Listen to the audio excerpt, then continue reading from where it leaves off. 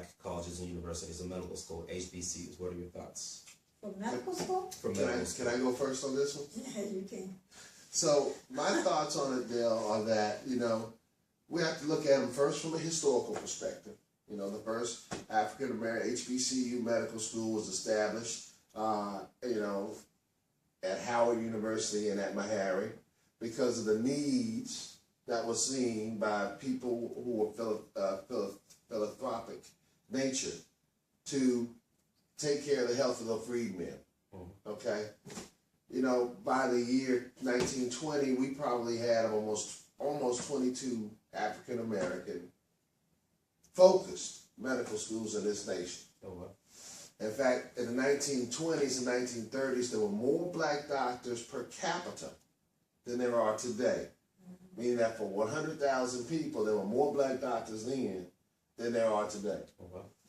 What happened was the Flexner Report was written, Flexner, F-L-E-X-N-O-R, N-O-R, and that report led to the closing of all of those medical schools except for two. Yeah, changed the accreditation process. Because it changed the accreditation process and put into standardization what the 4-year curriculum of a medical school should look like. And with that, when that came out, what happens is that people stopped funding the schools that didn't have those, that had the appropriate infrastructure, okay? If we go back and look at what has been the purpose of HBCUs, for the most part, the purpose of HBCUs was to educate blacks to perform certain functions. And those functions were teachers, preachers, and engineers, and to be farmers. Okay? Those were the four major subjects that those schools taught people. They weren't being educated to become lawyers. They weren't being educated to become doctors, because that was a profession that, for lack of a better way of saying it, was thought to be a white profession. Yeah. Okay? But these other professions had their purpose in helping the community as a whole, because these professions could help educate the masses. Okay?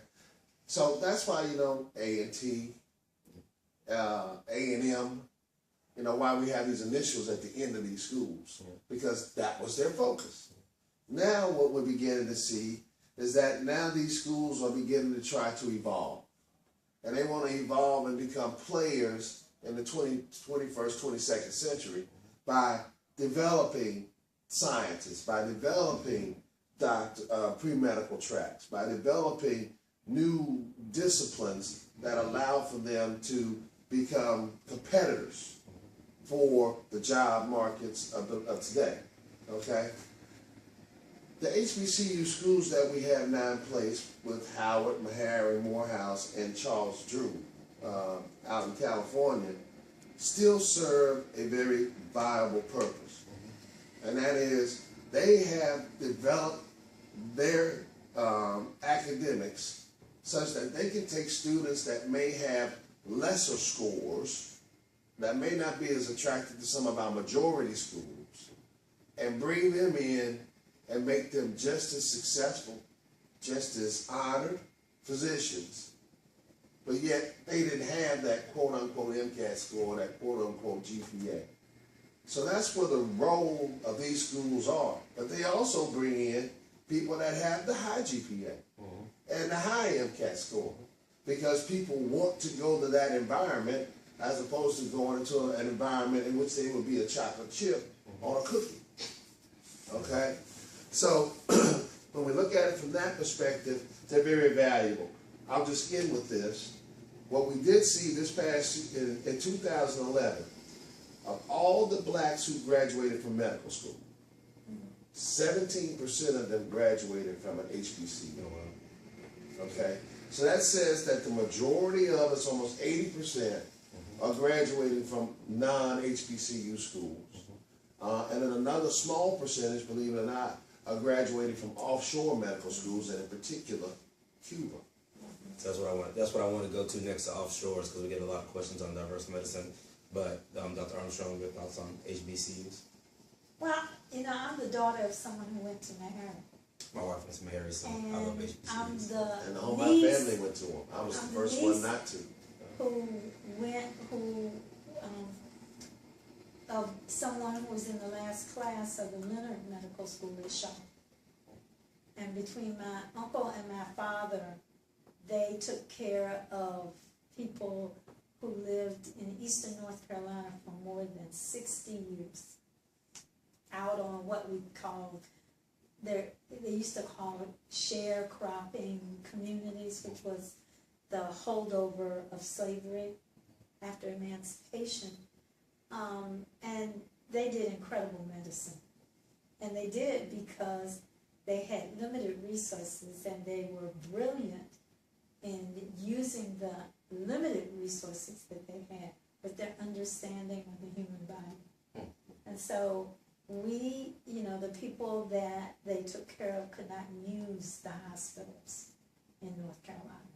It wasn't until that same group of black doctors fought for the hospitals to open up and desegregate, one of which was Duke and the University of North Carolina. Instead of people that we take for granted being able to come to places like Duke and Carolina and ECU. I was born in a birthing room because we couldn't use the hospital. And there were lots of healthy children who were born because they understood the science in a way that people who had all the resources really took for granted. And so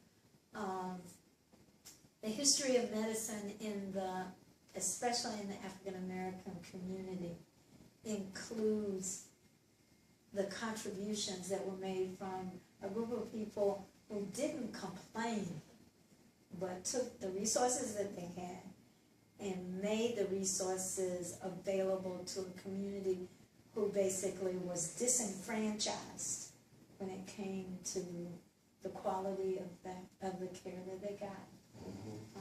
And so I think Howard Meharry, Morehouse, and Charles Drew are shining examples of that fire in the belly to make sure that a group of people who still are disenfranchised when it comes to health care have access to people who look like them, who understand how they feel, who can be their champions, can be their voices, and therefore there will always be a role for the historically black colleges of medicine in this country, as far as I'm concerned. And actually, if I may, we're actually looking at trying to even increase that number.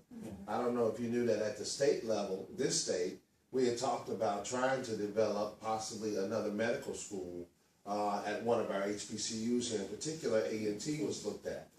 And then in another instance, there is actually possibly not appropriations, but there's an application in process right now for Tuskegee to actually become another medical school. So yes, there will always be that need, because there will always be a place for folks that need to go, someplace where folks look like you, and have that ability to have that choice.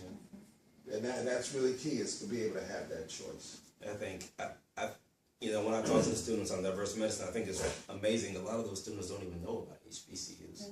So I don't know what it is that the word doesn't get out, or why the students don't know about it. And I think you all hit on something that's really beautiful. And the president of Meharry, Dr. Wayne Riley, I used to go to my wife's classes and listen to him talk sometimes. He made that point that you just made a little bit ago about, we come into Meharry, the GPAs might not be as high, MCAT scores might not be as high, but you walk out that door, a medical doctor, and that medical degree is worth the same as everybody else's medical degree across the nation. That's correct. Well, the question I always ask people is, how many of us who practice medicine have you had someone say, where did you go to medical school? Nobody cares where I went to medical school. They care that I know what I'm doing. Mm-hmm. And somebody has said that I know that I'm doing and what I'm doing. And whether or not over the long haul, I deliver to them scientifically correct medicine, delivered with compassion and understanding.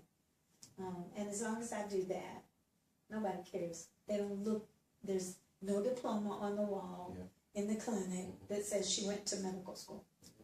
And it doesn't say on my name tag where I went to medical school. Just says MD. It just says MD.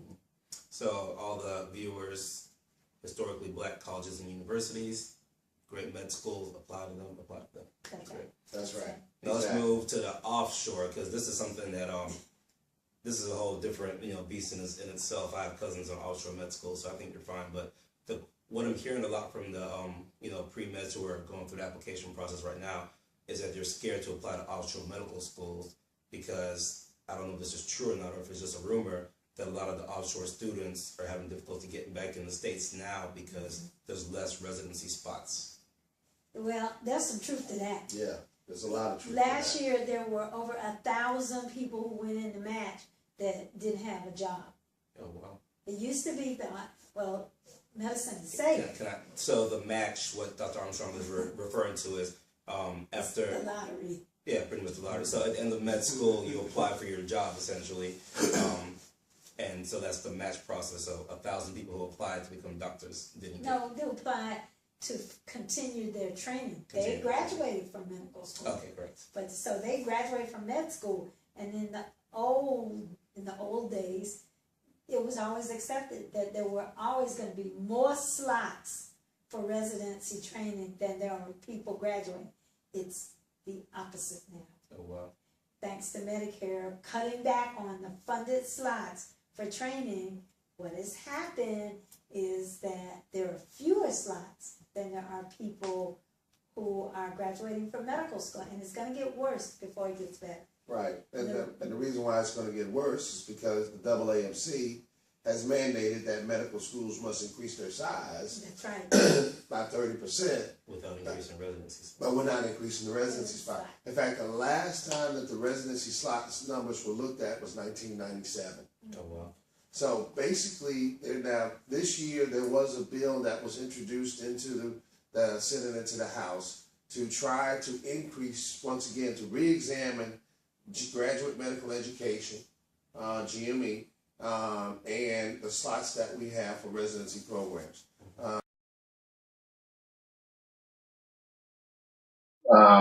But as of yet, it has not passed. It has not come out of committee, so we don't know what's going to be the end all of that. But what has happened is not only is it that Americans are increasing the medical schools, but the foreign medical graduates are really wanting to come to the United States. In fact, it's been in the last 10 to 15 years that the preponderance of primary care jobs in the United States are being filled by foreign medical graduates. So there is a purpose that they serve. Now, there are Americans who go offshore to go to school, who come back and do a residency program. The difficulty there is dependent upon how you score on your STEP exam.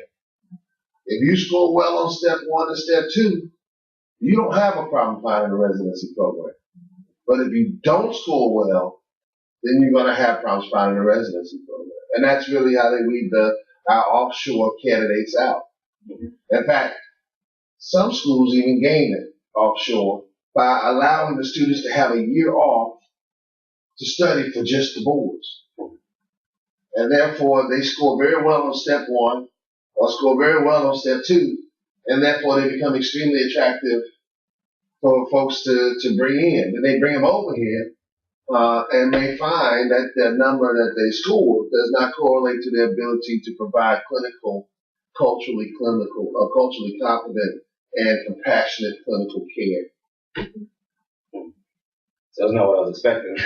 Yeah. I didn't. Yeah, I had no idea that was the case. Oh yeah.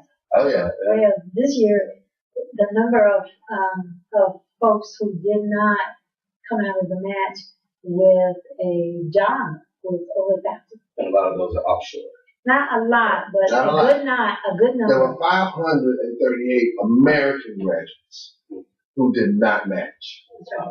And then you have the ones that were offshore to add to it. So a student comes to me on diverse medicine and says, my GPAs, MCATs, modifications, I'm not sure I'm going to get into all these schools, and I'm telling them to broaden their, to apply to at least 15 schools. Mm-hmm. The real question here is, the tough question is, apply to offshore schools or no? Apply to offshore schools, no, you're going to have to take out loans, get in debt. But you're going to take out loans and be in debt anyway going to med school. Yeah. So the real question here, I think that the legitimate question is, do I take a chance that I'm going to go to a school that at the end of the 4 years, the chances of me being able to get into a program to continue my training is going to be less. Right now, I think it's about 50-50. And the numbers support that. Right. So if you look at the numbers, you're competing first with students who are in American schools. If you look at what is happening with international students who go to medical school in private medical schools where we can take them, the state medical schools can't.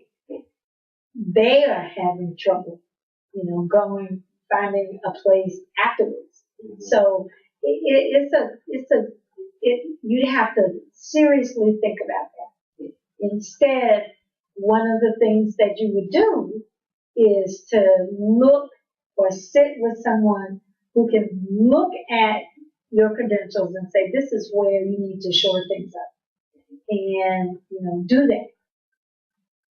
If you are a student who is coming from a community where we know there is underrepresentation, then one of the things that you want to do is to put yourself in a position to be competitive. And so, and it's one of the things that I want to get to because there are lots of myths still out there. Okay. The first myth is I got to go to medical school as soon as I finish college.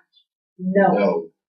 In fact, we would prefer that you not come to medical school as soon as you finish undergraduate school. Why is that? Because most people aren't grown up. Okay. For them, the most important thing in their lives was the next test. When you're out, you got to pay bills. You got to attend to schedules. You got some other things to do. And so if I'm a patient, I want somebody who has an understanding of the impact of illness on my life. My dignity is determined by the control I have of my life. Here's somebody, 21 years old, never paid any of their bills, don't understand that if I don't pay my house note, I'm going to be put out. And the reason is their parents paid it. So I wish that medical school would follow the path that business school has, is that they don't want you to even apply until you have worked for a while. So you know the larger context in which you are jumping. On that point, well, what is the average age of entering medical school now? At Duke is 24 years old. So that's 2 years out. That's 3 years out. 3 years out from undergrad. That's right. And we're probably about that same number. But not all because of the fact that folks actually took the time off, but more because a third of the folks that we actually admit are re-apps. Yeah. Yeah. So the other story, the other myth is, if you don't get into medical school to succeed, stop. That is a huge myth. You guys were on that together. So that's the first thing. The second thing is that we are still stuck in the mode of MCATs and GPAs only. Mm-hmm. We don't look at everything. There are almost 20 things that we look at when the applications get to the table. Mm-hmm. And we want people who have had a life experience, who have, had to do something that they didn't think they would have to do. I'll give you a good example. one of the best students that I recruited to this medical school was the first person who got his application completed and submitted to us. He did it from Afghanistan. He was in his third tour, and he wrote the most compelling essays that I have ever read. They were the kind of things that make you sit back and understand that he knows what's important. You know, it's not about the frivolous things that many of us do. He knew what was important. He was a medic. He understood the notion of leadership. And that's another thing, is that maturity helps you with that, because when you put MD behind your name, whether you want to or not, you're an acknowledged leader. Yes. And one of my students said, failure to take on the mantle of leadership that comes with the alphabets is sin. It's sin. And it's true. And it's true. So how do you get that? You don't get that by following some checklist that a pre-med advisor gave you so that you could get to medical school. You go somewhere where you haven't been. You grow yourself up. And then, you know, the students who do really well in the medical school application process are the ones who've done Teach for America. Yes. The ones who've done the Peace Corps. Exactly. The ones who have taken on something that their parents didn't tell them to do. They did it because they felt that they were underprepared for being an adult. So if you feel that you are underprepared for being an adult, then go out and figure out how to be an adult, and then come talk to us. Right. And it is a sea change that is happening in the culture of medical schools. You can see it, and fortunately, I've done this long enough that some of us who went out early and everybody thought we were crazy, nobody is calling us crazy now. Nobody. Mm-hmm. Because the people that we are putting out are those people who are going to be ready to take over the reins of medicine when we want to step back. Mm-hmm. And the way you learn that is not in a classroom. You just can't. And so students need to understand that that is as valuable a piece of the application as your transcript. Right. Another thing that I think students need to understand is, you know, a lot of us kind of have this 1980s, 1990s sitcom mentality that, you know, 30 minutes and everything is resolved. And the honest truth in life is it just doesn't happen that way. You know, and one of the things that I see are students who are pressing to be leaders who have never been followers. Yeah. So one of the things that we also look for are Indians. Yeah. People who have learned how to follow before they decide they want to be a chief. Yeah. Okay. So that, I think that's another aspect of your application that you could talk about in your personal statement or as part of one of your experiences. I thought that was very insightful, what you said, Dr. Armstrong, when you said that, you know, we don't want to know just exactly something that happened to you in your life, but how did that impact you? How did it make you feel? When I look at personal statements, I really look to see, you know, that they tell me something about themselves, more so than my mother got sick. My mother got sick, and I didn't like the way that the doctor treated her, and therefore I decided I want to be a doctor. But what you're not telling me is that how did that make you feel about yourself? How did it make your mother feel about her illness? How did it make you feel about your mother's illness? You know, those type of ability to examine is what we're looking for, because that's the person that's asking an uncomfortable question. Not just a superficial question that says, I want to be a doctor because I want to help people. Yeah, well, you can help people at McDonald's. That's right. You know, but medicine is a whole different animal because you have life and death in your hands. You know, and you have to be mature enough to be able to handle life and death. I've seen residents that I worked with who could not handle that, and they in the hour that their knowledge was needed, it failed them because they were not at the point where they were able to take in a situation, be able to triage it, stay calm, and do what you have to do. And that's another aspect of medicine that we need to get to, you know. But I tell you what, please, if you apply to, let's get back to what we said was that myth number 2. If you don't get it the first time, apply again. That's right. Apply again. As much as 50% of some applicant populations are re-applicants. Exactly. There are people who didn't get in at first. And most of the time, the gap between the first application and the second application is more than 2 years. And do not ever put the same application in twice. Right. That's a mistake. You guys tell? Yes, Oh yeah, because AMCAS keeps everything. that's right. So I can We go back archive and it. look at your application from 4 years ago and compare it. That's right.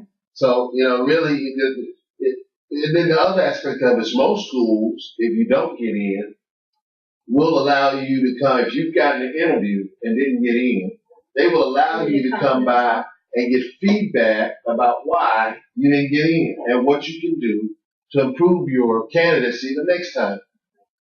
Take advantage of that. Please take advantage of that. But the other aspect of it is don't take advantage of it and then not do it. That's right. And then apply again. And put the same thing on Put the same thing on the application. That's almost like the sure way to maybe get a no is not to ask. You just decided not to ask in a passive aggressive way. Let me ask this question so we can put the whole MCAT GPA numbers thing to bed. Myth, or so true or false? Med schools have thresholds that you need to reach for your MCAT and GPAs to be even considered. Some schools do. And but they're not going to tell you that, but some schools do. Some schools, they'll see a number and they won't even move you to a secondary. They will screen what comes through in AMCAS, and then they'll decide if they're going to send you a secondary application. And so it varies from school to school. So question is, do it? No, we send a secondary application to everybody who puts our name on their MCAS wish list. Everybody. So we get 5,000 applications. We send 5,000 invitations to complete our secondary application. Difference is that we show you what we're going to ask you, and then you decide whether or not you want to take on our secondary application. And it's known in the country that it is not an easy application. And it's meant intentionally not to be so, because the people that we talk to when we ask the question, who should come to medical school, told us what to ask. And so we ask. And then the people who read our applications are not just faculty. They're some of those same folks. And the people who then interview, we do MMI. What Dr. Bright was telling you, we do MMI. The speed dating. The speed dating, yeah. So you don't know when you walk into a room whether you're talking to a doctor, a nurse, a patient advocate, a community activist. You don't know. They just have a name tag with the name on it. And they're going to ask you to tell them what you think of what you read. We have if you don't know how to work with other people, that's what work really helps. Yeah, If exactly. you don't know how to work on a team, then when you come through our application process, when you interview, you're going to be put in a room with another person that you just met that day, and you got 5 minutes to do something together. So, wow, I like that. 5 minutes I like to that. do something together. And then somebody's going to ask you in one of those rooms, since they don't see the application, nobody in the interview process who's interviewing, who's doing it or not, sees the student's application. They just figured we were smart enough to ask the right people to come. So somebody's going to be in a room and say to you, you got 10 minutes to tell me the most important things about yourself that I should know to make a decision about whether you should come to medical school. Just think about it. the most important thing, how can you be humble about that? And then at some point, you got to sit down and there'll be a prompt. And you got to write for 10 minutes about that prompt. And they're hard questions. They really are. And so we have tried to make the process fair.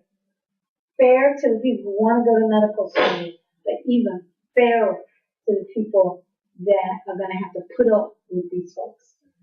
Yeah. I mean, it is in my own mind, and it's interesting because I talk to people about this all the time.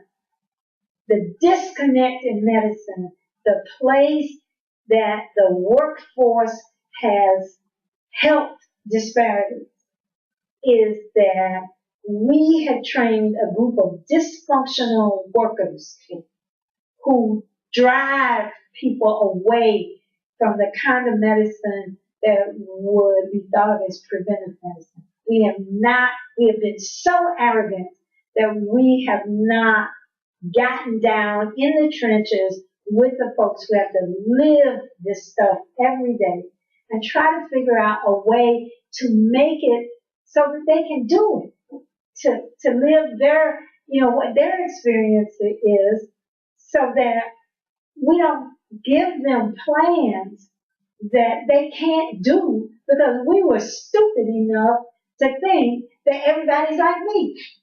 So how do I find a person like that? I find a person like that because they have gone and lived it before they come to medical school. Right. And then what I need to do in the process is to have some of those same folks deciding who is going to come to medical school. Right. And if I can do that, then maybe some of the production of disparities, which occurs because of the misuse of emergency medicine for regular medicine, because we have ostracized them in the place where we could have made them better. If we can then take that piece away and move that group of people who drive the cost of healthcare way up back into the layer where we can do the right kind of medicine, then over time we'll cut those costs. Right. Because we will then do preventive medicine. Preventive medicine is done in the clinic when the patient sees you first. Right. Preventive medicine occurs because they are not afraid of you in the white coat. And in our community, having grown up watching it all my life, having experienced it as my dad went out to do house calls in the country, they were afraid. They didn't want to see a white doctor. They did not trust white doctors. Didn't. Not at all. But on Saturdays, when they had a day off, our patients, my dad's patients, would come in droves, would wait to see him for hours. And my dad would go in at 7 o'clock and he would come home at 10. He would see everybody and treat everybody with respect. And not on a clock. It wasn't on 20 minutes, clock. you gotta go. No. I like that. And if they could not pay, it was okay, because his feeling was that healthcare was a birthright, just as much a birthright as the right to education. Right. So those are the people that we need to look for in this admissions process. And thank God the LCME has finally given us the ability to look beyond GPAs and MCAT scores, to look for those folks who have those sensibilities, to guarantee people that they can still do the science, but whether they do the science at 4.0 versus 3.0, there is not a shred of evidence that says that somebody who's got a 3.0 can't be a good doctor, right, can't be a great researcher. Not a shred of evidence.